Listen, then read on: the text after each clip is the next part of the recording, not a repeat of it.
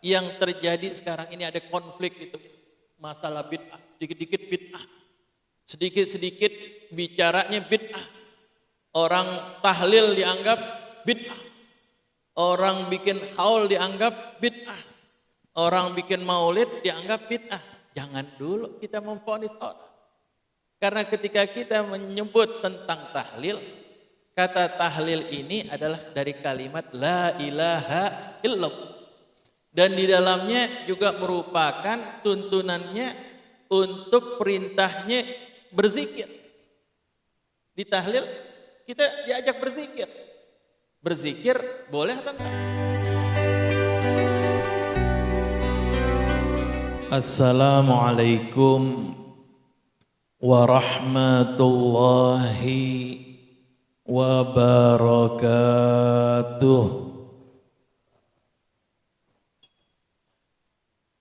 Bismillah walhamdulillah wassalatu wassalamu ala rasulillah sayyidina Muhammad ibn Abdullah wa ala alihi wa ashabihi wa man tabi'ahu wa walah, amma ba'd.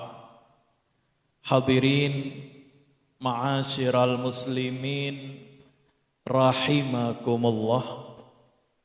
Hadirin jamaah kaum muslimin, jamaah salat maghrib, jamaah Masjid Raudhatul Jannah yang senantiasa dirahmati, dicintai dan diberkahi Allah Subhanahu wa ta'ala. Alhamdulillah wa syukurillah kehadirat Allah Subhanahu wa ta'ala yang selalu dan senantiasa memberikan, menganugerahkan kepada kita semua karunia-karunia-Nya, nikmat-nikmatnya serta taufik dan hidayahnya. Wabil khusus jamaah sekalian, pada petang hari ini kita dapat bersua kembali di masjid yang mulia ini bersama dengan segenap jamaah Raudhatul Jannah, bersama dengan guru kita Al-Mukarram Al-Ustadz Wawan Kurniawan. Mudah-mudahan segenap anugerah limpahan rahmat yang Allah berikan kepada kita semua, termasuk nikmat iman, Islam dan sehat walafiat, sehingga pada petang hari ini kita dapat berkumpul bersama tepatnya di tanggal 16 Safar 1443 Hijriah. Mudah-mudahan segenap nikmat ini yang selalu mengantarkan kita untuk senantiasa dapat bersyukur, untuk senantiasa dapat meningkatkan kualitas ketakwaan kepada Allah Subhanahu wa ta'ala, sehingga betul-betul di setiap perjalanan hidup kita sampai di akhir dari umur kita, Allah Subhanahu wa ta'ala senantiasa dekatkan kita dengan ketaatan, ketakwaan, dan mudah-mudahan di akhir dari umur kita Allah Subhanahu wa ta'ala jadikan kita hamba-hamba Allah yang diridhai, yang senantiasa betul-betul dekat dengan rahmatnya, dan mudah-mudahan kita diwafatkan dalam keadaan husnul khatimah. Amin ya rabbal alamin. Salawat dan salam senantiasa kita curahkan untuk junjungan kita, qudwah kita, pemberi syafaat kita, baginda Nabi besar Muhammad sallallahu alaihi wa alihi wasallam beserta para keluarga dan para sahabatnya yang setia. Hadirin ma'asyiral muslimin rahimakumullah. Di pertemuan yang lalu kita telah membahas tentang pentingnya kita mengikuti dan taat kepada Kanjeng Nabi Muhammad. Kita juga telah membahas tentang pentingnya mengikuti hukum-hukum Allah Subhanahu wa ta'ala. Kita juga telah membahas tentang apa yang disebut namanya hukum takwini dan hukum tasyri'i. Hukum takwini yaitu jamaah sekalian undang-undang Allah yang ada di seluruh alam jagat raya. Baik itu hukum gravitasinya, baik itu hukum yang melekat di dalam diri kita, keseimbangan, ya, hukum keteraturan, hukum kebaikan, keadilan. Ini juga merupakan bagian-bagian dari hukum takwiniyah Allah Subhanahu wa ta'ala. Kita juga mengenal di dalam Al-Quran undang-undang Allah yang Allah turunkan melalui kanjeng Nabi Muhammad sallallahu alaihi wa alihi wasallam, yaitu hukum-hukum tasyri'iyah. Antara hukum takwiniyah dan hukum tasyri'iyah ini selalu berjalan seirama. Ketika kita betul-betul ingin mendapatkan rahmaniyah Allah, kasih sayang Allah, keteraturan, dan juga betul-betul ketenangan, ketentraman, tidak lain dan tidak bukan, kita harus dekat dengan hukum-hukum yang ditetapkan Allah Subhanahu wa ta'ala. Oleh sebab itu jamaah sekalian, di dalam Al-Quran Allah Subhanahu wa ta'ala berfirman, Ya ayyuhan nasu ubudullah, Ya ayyuhan nasu ubudullah alladzi khalaqakum walladzina min qablikum la'allakum tattaqun. Wahai sekalian manusia, sembahlah Allah. Allah yang telah menciptakan kalian dan juga yang menciptakan orang-orang sebelum kalian. La'allakum tattaqun, agar kalian betul-betul menjadi hamba-hamba Allah yang bertakwa. Kata takwa di sini ya, akan betul-betul niscaya ada di dalam diri kita ketika kita taat dan beribadah kepada Allah Subhanahu wa ta'ala. Di sini juga dijelaskan tentang hukum takwiniyahnya dan juga ketaatan kepada Allah, hukum tasyri'iyah. Lalu jamaah sekalian, insyaallah pada pertemuan kali ini yang sangat singkat, Al-Fakir ingin menjelaskan tentang al-bid'u al-mustahdatsah. Sesuatu yang baru yang diada-adakan. Ada hukum Allah Subhanahu wa ta'ala. Kemudian zaman ini terus dari generasi-generasi silih berganti orang menemukan keadaan yang baru, fenomena yang baru. Padahal di dalam kaidah fiqhiyah dikatakan al-hukmu yaduru ma'a illatihi wujudan wa adam. Hukum itu selalu berputar ya, dengan illahnya, dengan sebab wujudan wa adam, baik ada sebabnya atau enggak.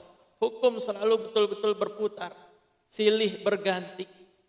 Oleh sebab itu jamaah sekalian, apakah hukum-hukum Allah Subhanahu wa ta'ala yang tertuang di dalam Al-Quran apakah usang?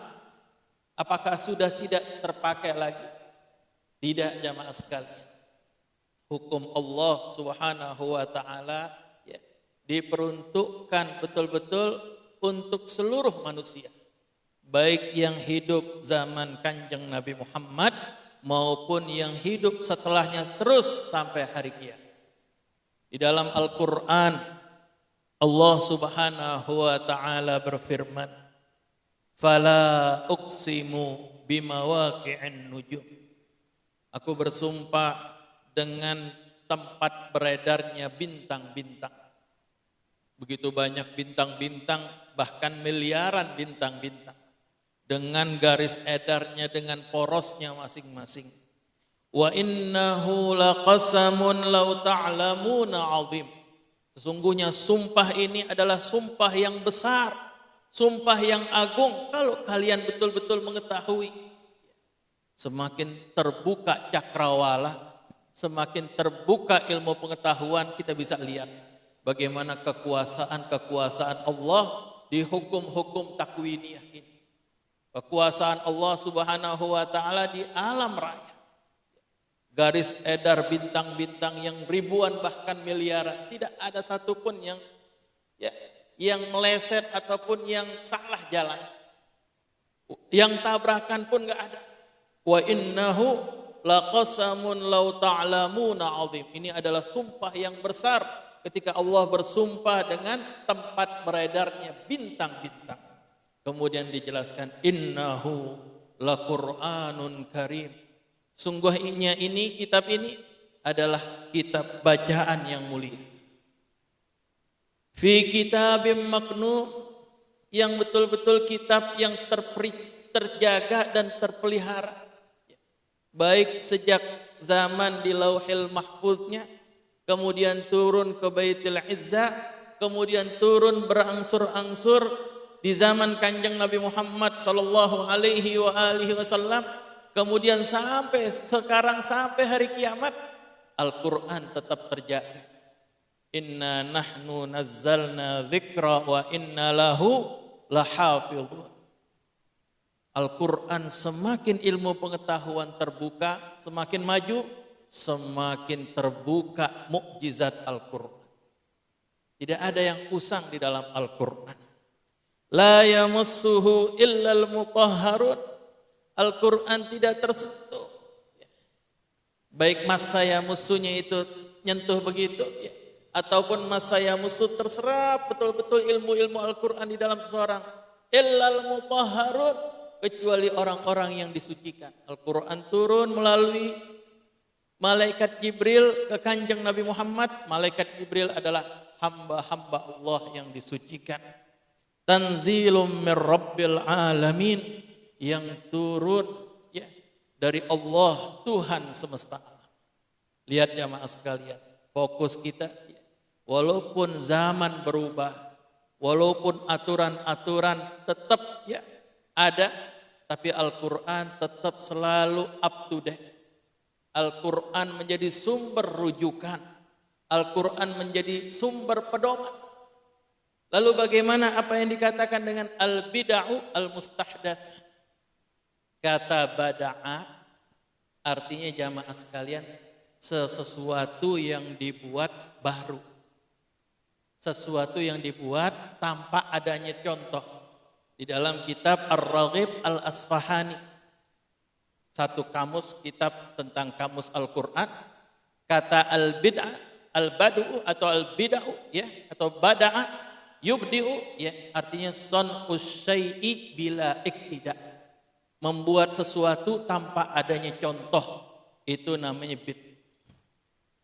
Ketika Allah Subhanahu wa taala menciptakan langit dan bumi, Allah menggunakan kata bada'a, badi'us samawati wal ard. Allah lah yang menciptakan langit dan bumi. Kira-kira Al-Fakir mau tanya nih, ketika Allah ciptakan langit dan bumi ada contohnya enggak? Ada blueprintnya enggak? Enggak. Itu kata-kata bada. Sesuatu yang baru yang enggak ada contohnya sama sekali. Kalau seandainya di undang-undang sekarang ada pengharaman tentang narkoba umpama, ada pengharaman tentang minuman-minuman keras yang lain selain khamar, ini semuanya bersumber kepada Al-Quran juga. Walaupun blueprintnya ya tidak menyebut kata khamar, tapi sesuatu illah yang memabukkan, ini merupakan benang merah yang diambil dari Al-Quran. Dalam Al-Quran dikatakan ya ayyuhalladzina amanu innamal khamru wal maisiru wal ansabu wal azlamu rijsun min amali syaitan. Sungguhnya khamar, perjudian ya, kemudian korban buat berhala, kemudian pengundian nasib melalui anak panah merupakan rijsun, sesuatu yang keji dan perbuatan setan. Fajtanibuhu, maka jauhkan. Kata khamar ya, sesuatu yang memabukkan. Kata khimar itu yang menutup akal, yang menutup ya, pikiran kita. Jadi setiap sesuatu yang membuat akal kita tertutup ya, itu sama seperti khamar. Baik itu narkobanya, baik itu obat-obatan yang terlarang, baik itu minuman keras. Walaupun nggak ada di zaman Nabi, tetapi ada benang merahnya, ada blueprintnya. Itu bukan sesuatu yang dikatakan bid'ah. Ada benang merah. Begitu juga jamaah sekalian di dalam hukum kauniyah. Ya.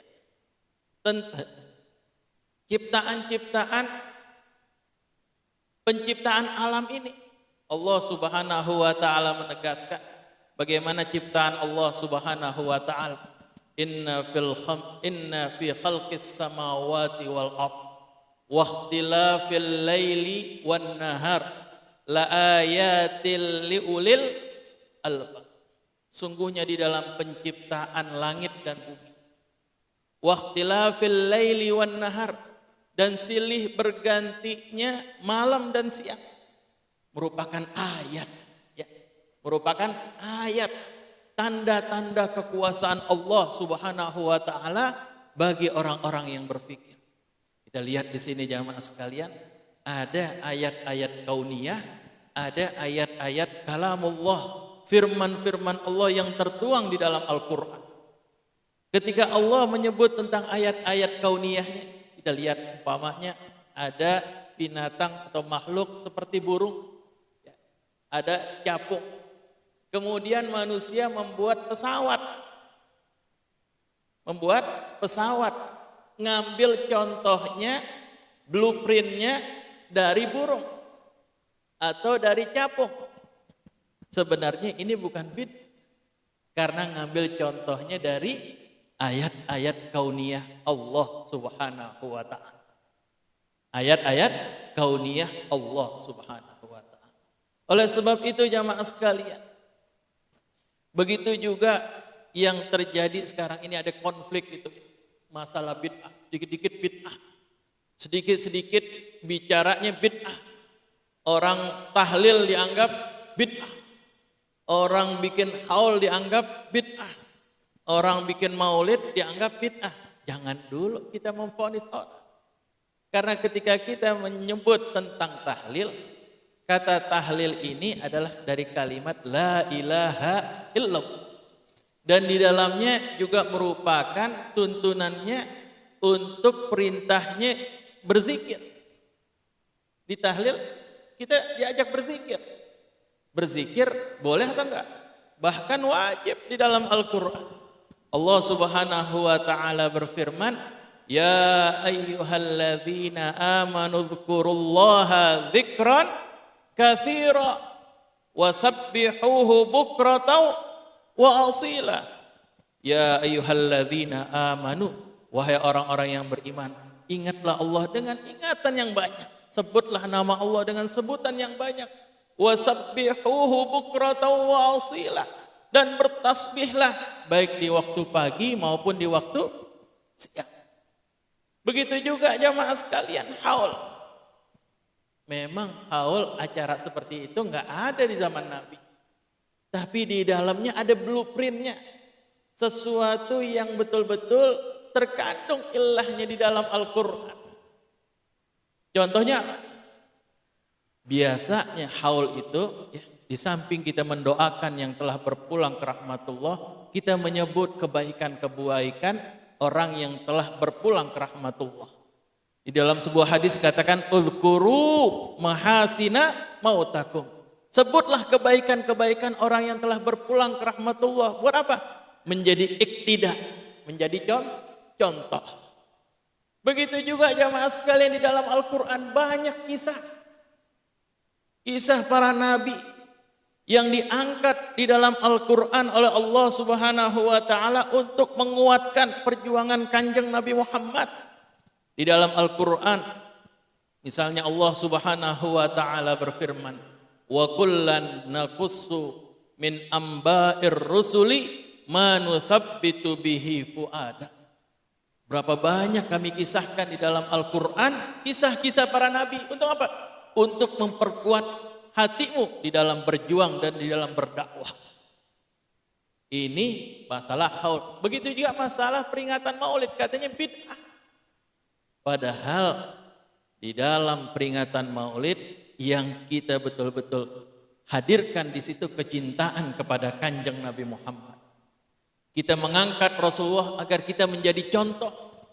Di dalam Al-Quran ada gak? Di dalam Al-Quran Allah Subhanahu wa ta'ala berfirman, An-Nabi aula bil mu'minina min anfusihim. Kecintaan kepada Nabi harus lebih diprioritaskan daripada kecintaan pada diri kita. Begitu juga yang lain. Laqad kana lakum fi Rasulillahi uswatun hasanah. Di dalam diri Kanjeng Nabi Muhammad ada sesuatu yang baik untuk kalian sebagai suri teladan.